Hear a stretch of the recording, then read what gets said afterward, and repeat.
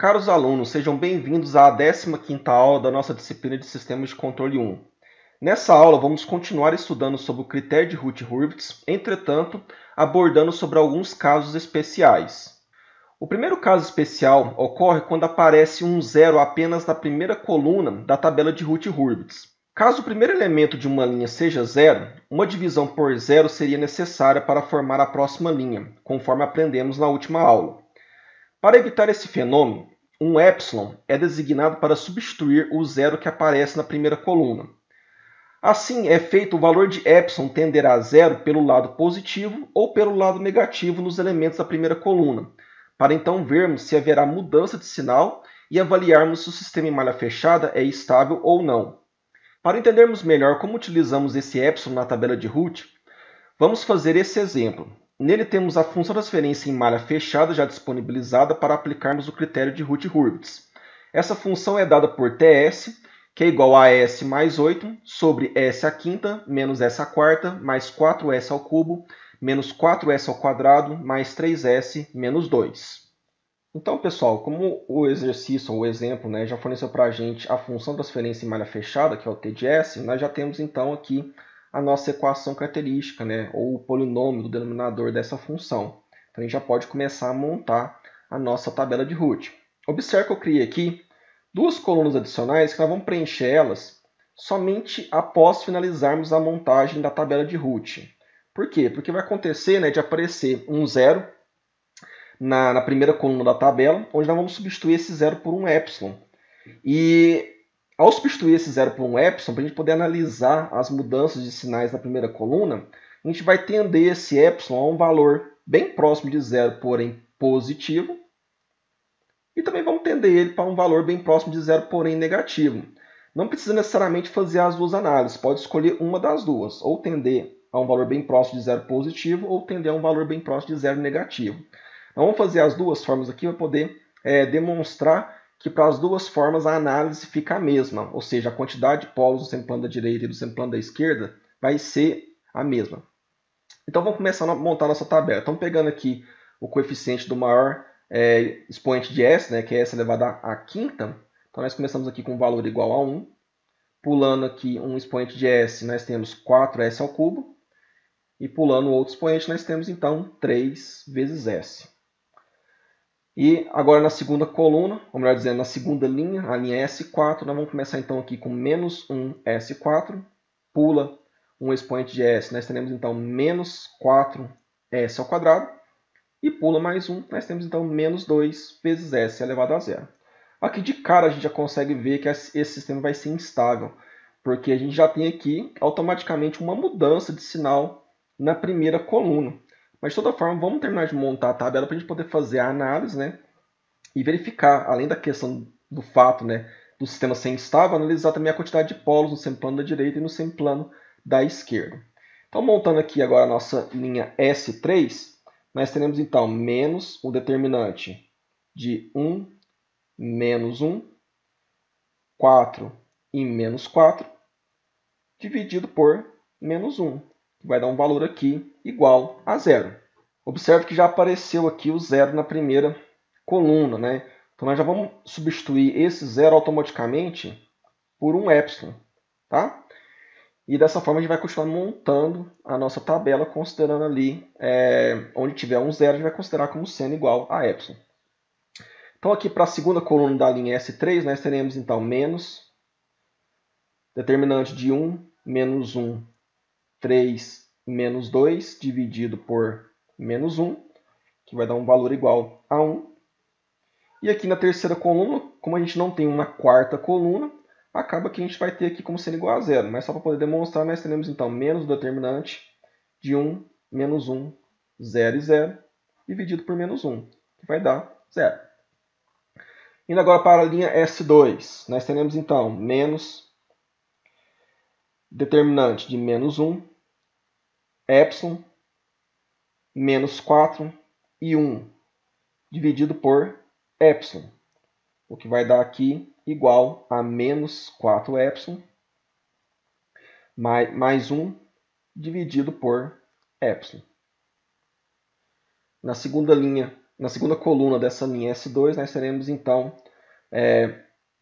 menos o determinante de menos 1, de epsilon, de menos 2, 0, dividido por epsilon, que vai dar um valor igual a menos 2.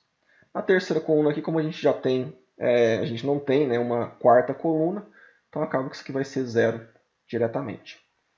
Na linha S1, nós teremos então menos o determinante de epsilon, de menos 4 epsilon mais 1 dividido por epsilon. E aqui na segunda coluna nós temos 1 e menos 2. E esse determinante então vai ser dividido por menos 4 epsilon mais 1 dividido por epsilon. O que vai dar aqui um valor, ou uma expressão, definida por menos 2 epsilon ao quadrado, mais 4 epsilon menos 1 dividido por 4 epsilon menos 1. Para a segunda coluna dessa linha S1, como a terceira coluna, os dois elementos das linhas acima, das duas linhas acima, são 0, então nós teremos aqui como sendo igual a 0 também esse elemento aqui da segunda coluna da linha S1. Da mesma forma, a terceira coluna da linha S1 vai ser igual a 0. Vamos agora para a nossa última linha, que é a linha S elevado a 0. Então nós teremos menos o determinante de menos 4 epsilon mais 1 dividido por epsilon. Nós temos menos 2 epsilon ao quadrado mais 4 epsilon menos 1 dividido por 4 epsilon menos 1. E aqui na segunda coluna desse determinante nós teremos então menos 2 e 0. E esse determinante vai ser dividido então por menos 2 epsilon ao quadrado mais 4 epsilon menos 1 dividido por 4 epsilon menos 1. O resultado disso aqui vai ser igual exatamente a menos 2. E aqui na segunda coluna da linha S0, S elevado a 0, nós teremos 0. E na terceira coluna também teremos 0. Agora aqui vem a parte da análise, para poder verificar quantas mudanças de sinais que nós tivemos na primeira coluna. Para isso, vamos fazer a primeira análise, considerando aqui o epsilon como sendo um valor bem próximo de 0, porém positivo. Então aqui na primeira linha, que é a linha S elevado a 5, como 1 é positivo, então o sinal dessa linha, dessa primeira coluna, né, dessa primeira linha na primeira coluna, é positivo. Já na segunda linha, que é a linha S a quarta, nós temos menos 1, então o sinal ali desse elemento é negativo. Agora vamos para a linha S3, né, ali na primeira coluna, nós temos somente um epsilon. Se o epsilon é um valor bem próximo de 0, porém positivo, então esse elemento tem um sinal positivo. Na linha S elevado ao quadrado, observe que nós temos aqui então menos 4 epsilon mais 1 sobre epsilon. Aqui vem um detalhe importante. O epsilon é um valor, por mais que ele seja positivo nessa nossa primeira análise, ele é um valor que ele é muito próximo de 0, de tal forma que esse termo aqui igual a 1, ele vai prevalecer em relação ao termo menos 4 epsilon, porque menos 4 epsilon é como se fosse 0 perto de 1. Então acaba que essa expressão vai ser aproximada por 1 sobre epsilon. E 1 dividido por epsilon, sendo o epsilon um valor positivo, acaba que essa relação também dá um valor positivo. Então o sinal aqui continua sendo então positivo.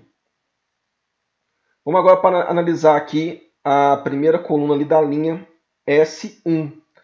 Aqui da mesma forma, ó, como o epsilon é um valor muito próximo de 0, o elemento menos 1 aqui no numerador dessa expressão, ele vai prevalecer em relação a menos 2 epsilon ao quadrado e em relação a mais 4 epsilon. Então acaba que isso aqui vai ser aproximado no numerador para menos 1. E aqui no denominador a mesma coisa, ó, o menos 1 aqui do denominador vai prevalecer em relação ao 4 epsilon. Então é como se isso aqui fosse aproximado para menos 1 dividido por menos 1. Menos 1 dividido por menos 1 dá um sinal positivo. E por fim, aqui na última linha, que é a linha S elevado a zero. Como nós temos aqui menos 2, né, na primeira coluna, menos 2 é um valor negativo, então o sinal é negativo. Então observa aqui que se nós analisarmos ali então os sinais da primeira coluna, considerando o epsilon um valor pequeno, próximo de zero, porém positivo, nós tivemos aqui da linha S5 para S4, nós tivemos aqui uma mudança de sinal. Da linha S4 para a linha S3, outra mudança de sinal. E da linha S elevado a 1 até a linha S elevado a zero, nós tivemos mais uma mudança de sinal, o que configura, então, 3 mudanças de sinais. Vamos analisar agora do ponto de vista de epsilon sendo um valor bem próximo de zero, porém negativo.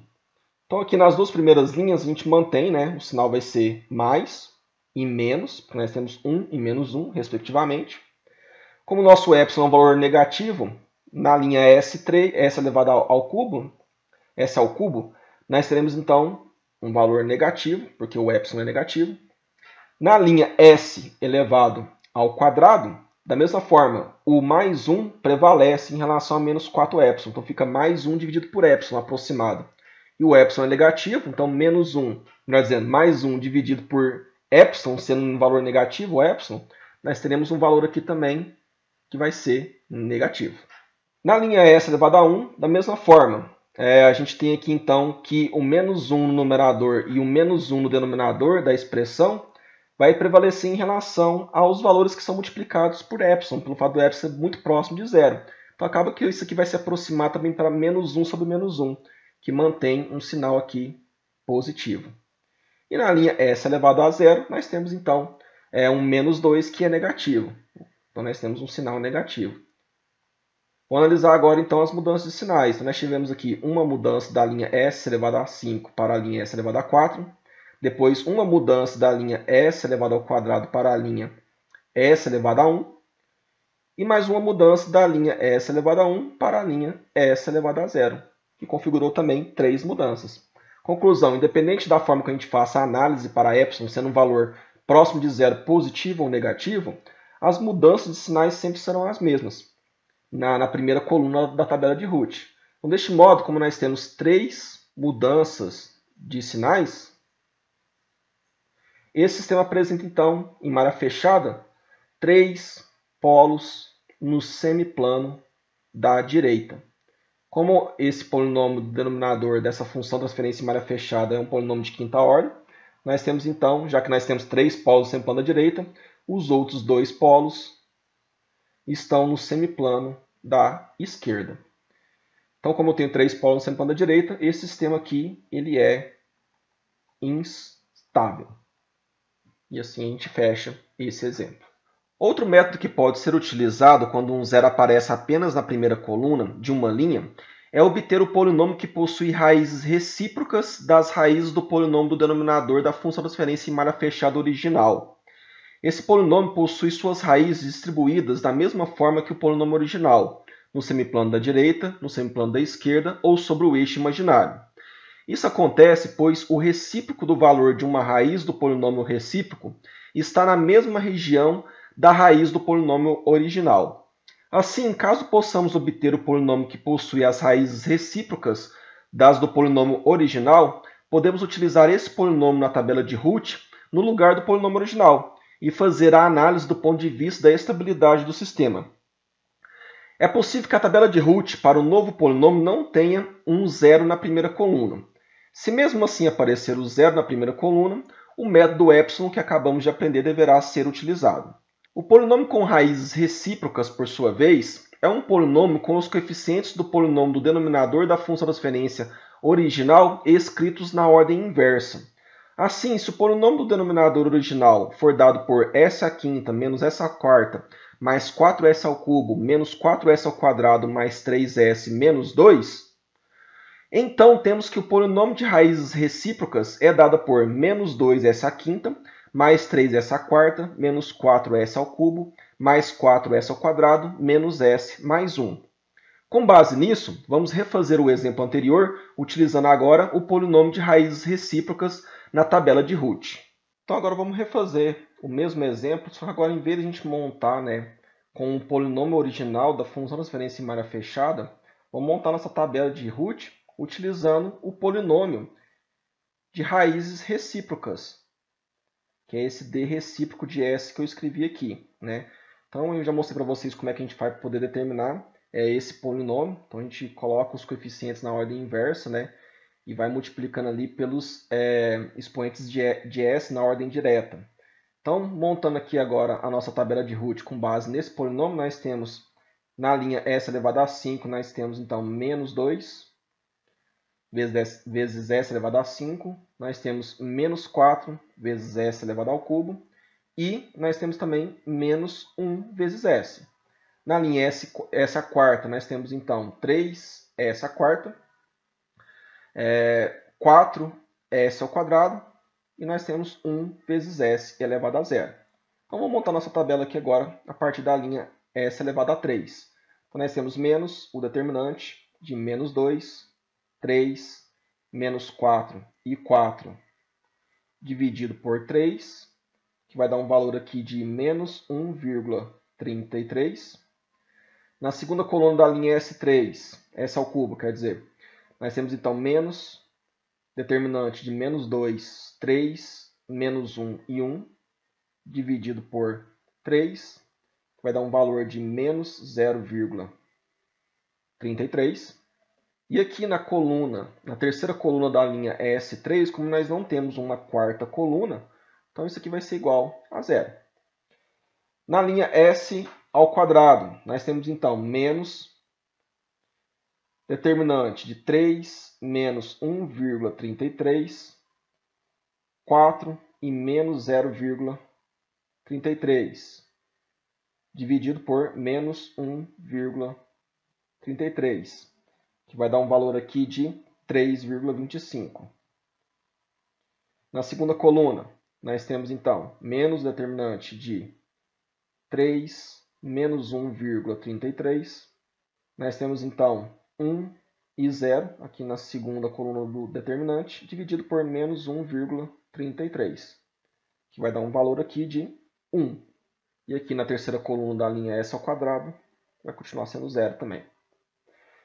Partindo agora para a linha S elevado a 1, nós teremos aqui menos o determinante de menos 1,33, 3,25, menos 0,33 e 1, dividido por 3,25.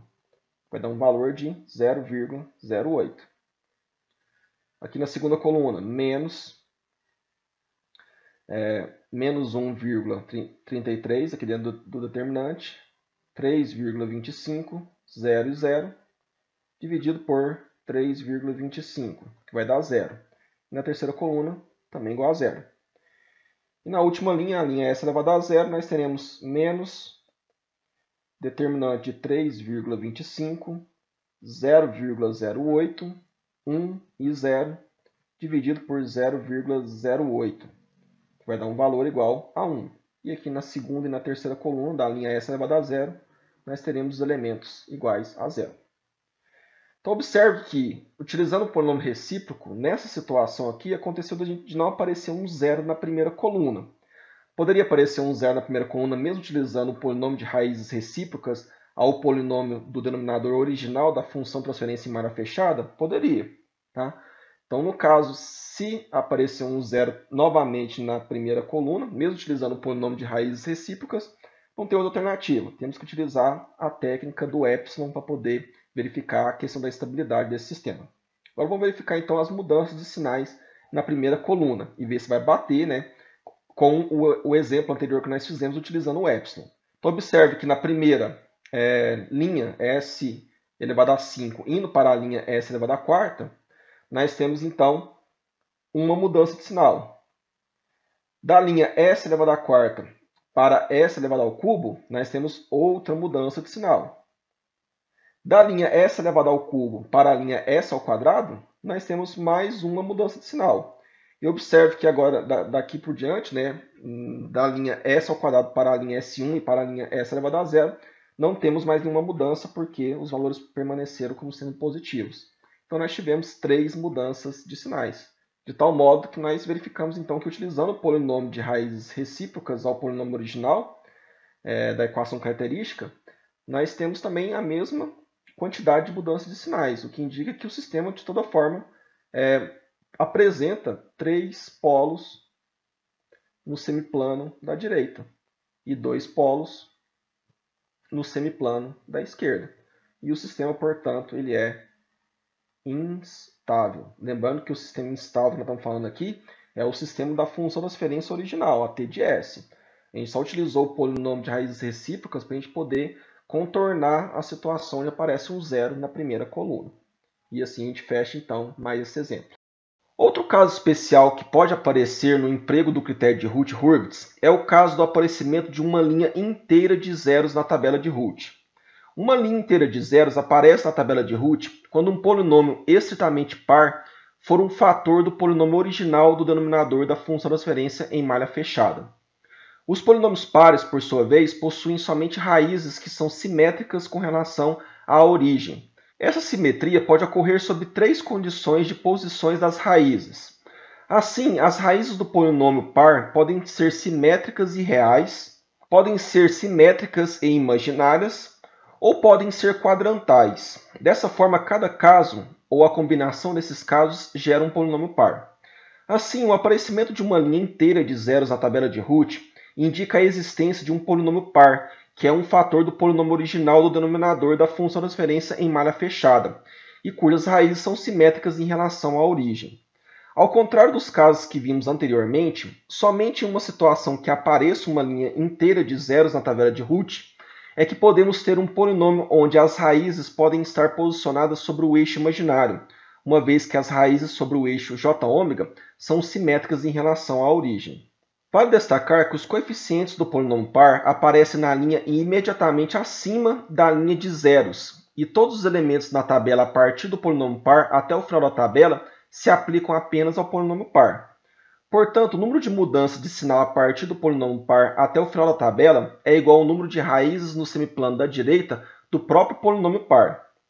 É importante saber que, por causa da simetria das raízes em relação à origem, o polinômio par deve ter o mesmo número de raízes no semiplano da esquerda e no semiplano da direita.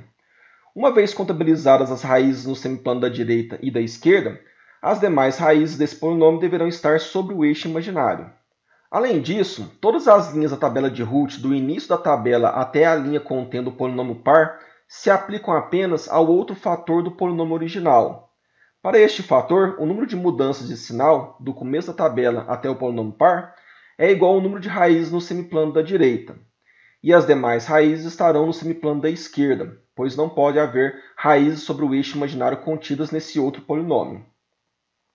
Uma vez entendido o motivo do aparecimento de uma linha inteira de zeros na tabela de Routh, vamos estabelecer agora o procedimento a ser adotado em uma situação em que essa linha de zeros apareça. Dessa forma, quando uma linha inteira de zeros aparecer na tabela de Routh, nós devemos primeiramente retornar à linha imediatamente acima da linha de zeros, que inclusive é a linha dos coeficientes do polinômio par, e construir um polinômio auxiliar utilizando os elementos dessa linha como coeficientes. Para isso, construímos o polinômio par começando com a potência de S da coluna de rótulo correspondente multiplicada pelo primeiro elemento da linha. Em seguida, pegamos os demais elementos dessa linha e multiplicamos pelas próximas potências de S, sempre pulando uma potência. Por último, derivamos esse polinômio em relação a S e, finalmente, utilizamos os coeficientes desse polinômio obtido para substituir a linha de zeros. A partir daí, terminamos de montar o restante da tabela de Routh. Para aplicarmos o que acabamos de aprender sobre o caso do aparecimento de uma linha inteira de zeros, vamos fazer mais esse exemplo. Nesse exercício, temos um sistema em malha fechada onde a função de transferência em malha aberta é dada por 84 dividido por S à oitava, mais 5S à sétima, mais 12S à sexta, mais 25S à quinta, mais 45S à quarta, mais 50S ao cubo, mais 82S ao quadrado, mais 60S, visto que a realimentação é unitária. Então, pessoal, para esse exemplo, vamos primeiramente definir a função de transferência em malha fechada, que é o t de s. Essa função ela vai ser dada por 84 dividido por s elevado à oitava mais 5 vezes s elevado a 7, mais 12 vezes s elevado a sexta, mais 25 vezes s elevado a 5, mais 45 vezes s à quarta, mais 50 vezes s ao cubo, mais 82s ao quadrado, mais 60 vezes s, mais 84. Então, essa aqui já é a função transferência em malha fechada para esse sistema. Então, vamos montar a nossa tabela de Root. A gente vai verificar, né, que em algum ponto da tabela a gente vai ter uma linha inteira de zeros. Obviamente, não tem como a gente saber isso inicialmente, só olhando a função transferência. A gente precisa primeiramente montar a tabela e montando até aparecer essa linha de zeros. Então, montando aqui a nossa tabela, nós teremos aqui na linha s elevado a 8, nós teremos então 1, 12, 45, 82 e 84. Na linha s elevado a 7, nós teremos então 5, 25, 50, 60 e 0. Um artifício que a gente pode utilizar aqui é, por exemplo, quando a linha ela pode ser fatorada por um número, a linha inteira, a gente pode fazer isso para poder facilitar os cálculos. Então, por exemplo, a gente pode muito bem fatorar essa linha s elevado a 7 tudo por 5. Dividir ela toda por 5. Então, se nós pegarmos aqui, né, ela toda aqui dividida por 5, nós teremos aqui então 1, 5, 10, 12 e aqui mantém como sendo igual a 0. Então vamos montar aqui a linha s elevado a 6. Então, nós teremos menos do determinante de 1, 12, 5 dividido por 1, que vai dar um valor igual a 7. Aqui na segunda coluna nós teremos menos 1, 45 e 10 dividido por 1, que vai dar um valor de 35. Na terceira coluna nós teremos menos o determinante de 1, 82, 12 dividido por 1, que é igual a 70. E aqui na quarta coluna, nós temos então menos 1, 84, 0 dividido por 1, que vai dar 84. E aqui então, na quinta coluna, nós teremos 0. Observe que nós podemos dividir essa linha s elevado a 6 por 7. Então aqui nós teremos 1, aqui 5, aqui 10 e aqui 12. Então a gente pode fazer essa divisão para poder reduzir os valores dos elementos da linha, mas só se a gente quiser mesmo fazer isso. Se não quiser, não precisaria. Então vamos continuar aqui agora a montagem, né, da tabela, dando continuidade ali pela linha s elevado à quinta. Então nós teremos aqui menos 1, 5, 5 dividido por 1, que vai dar 0. Observe que já começou com um 0 aqui na primeira coluna. Vamos ver se vai continuar a linha inteira como sendo igual a 0, para a gente poder aplicar então uma alternativa aqui para poder driblar essa questão da linha inteira de zeros. Nós teremos aqui, ó, na segunda coluna da linha S5, nós teremos 1, 10, 10 dividido por 1, que vai dar igual a 0. Nós temos aqui também menos 1, 12, 12 dividido por 1, que também vai dar 0. E aqui na quarta coluna nós temos 0 e na quinta coluna também temos 0. Então observe que a linha S elevado a 5, nós temos ali uma linha inteira de zeros. Isso quer dizer então que a linha exatamente acima, que seria a linha do S elevado a 6, representa os elementos dessa linha, representam os coeficientes de um polinômio par. E esse polinômio par aqui, ele vai ser dado então por S elevado à sexta mais 5 vezes s elevado à quarta, mais 10 vezes s ao quadrado, mais 12. Então, esse aqui é o nosso polinômio par. Então, uma vez que nós sabemos que nós temos um polinômio par, que é um fator do polinômio original, né, que é o polinômio da equação característica da função t de s, o artifício que nós utilizamos aqui agora para poder, então, utilizar outros valores no lugar dessa linha de zeros que aparece na linha s elevado a 5, é pegar esse polinômio par e derivar ele em relação a s, e gerar um outro polinômio cujos coeficientes nós vamos jogar nessa linha s elevado a 5. Então, se nós derivarmos aqui o nosso polinômio par, né, em relação a s, nós teremos, então, que a derivada desse nosso polinômio par, né, em relação a s, vai ser dado, então, por 6 vezes s à quinta, mais 20 vezes s ao cubo, mais 20 vezes s. Então, esse aqui é a nossa derivada do polinômio par. Então, o que nós vamos fazer aqui agora? Pegar todos esses coeficientes desse polinômio e vamos substituir na linha s elevado a 5. Dessa forma, nós temos aqui, então, que aqui vai virar 6, aqui vai virar 20 e aqui vai virar 20. Se nós quisermos aqui também, a gente pode dividir essa linha inteira aqui por 2. Então, se eu quiser vir aqui e dividir a linha inteira por 2, nós teremos aqui 3, aqui 10 e aqui nós temos 10 também. Então, agora vamos continuar a montagem aqui da tabela de Root, né, considerando esses novos valores para os elementos da linha s elevado a 5. Então, aqui para a linha s elevado a 4, nós temos menos o determinante de 1, 3, 5 e 10 dividido por 3, que vai dar um valor aqui de 5 terços. Na segunda coluna, nós teremos menos determinante, né, de 1, 3, 10, 10 dividido por 3, que vai dar 20 terços. Na terceira coluna, nós teremos menos o determinante de 1, 3, 12 e 0 dividido por 3, que vai dar 12. E o restante aqui vai dar 0. Se a gente quiser aqui, nessa linha s elevado a 4, a gente pode, inclusive, multiplicar toda a linha por 3.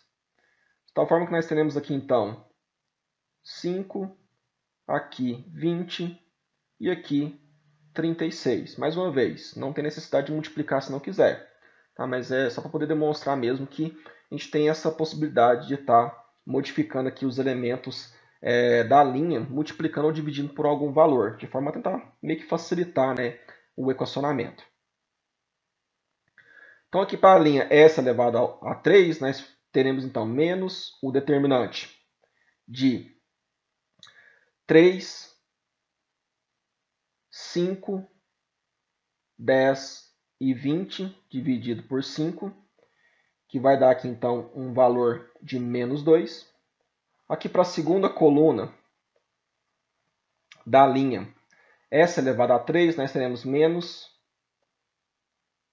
3, 5, 10 e 36 dividido por 5, que vai dar menos 58 sobre 5. E a partir da terceira linha nós teremos 0 como elementos aqui na terceira, quarta e quinta linha. Nós podemos, se nós quisermos, multiplicar essa linha inteira por 5 sobre 2. De tal forma que esse menos 2 viraria menos 5. E esse menos 58 sobre 5 viraria menos 29. Seria mais uma alternativa aqui de tentar simplificar alguma coisa aqui nessa linha. Vamos partir agora para a linha s ao quadrado. Nós teremos menos determinante de 5, menos 5, 20 e menos 29, dividido por menos 5, que vai dar um valor aqui de menos 9. Aqui na segunda coluna nós teremos menos, determinante de 5, menos 5, 36 e 0 dividido por menos 5, que vai dar um valor aqui de 36. O restante aqui, 0. Podemos multiplicar, ou melhor dizendo, podemos dividir essa linha inteira aqui por 9. Então, nós teremos aqui menos 1 e nós teremos aqui 4. Vamos agora, então, para a penúltima linha, né? S elevado a 1. Nós temos, então, menos determinante de menos 5, menos 1, menos 29 e 4, dividido por menos 1. Vai dar um valor aqui de menos 49.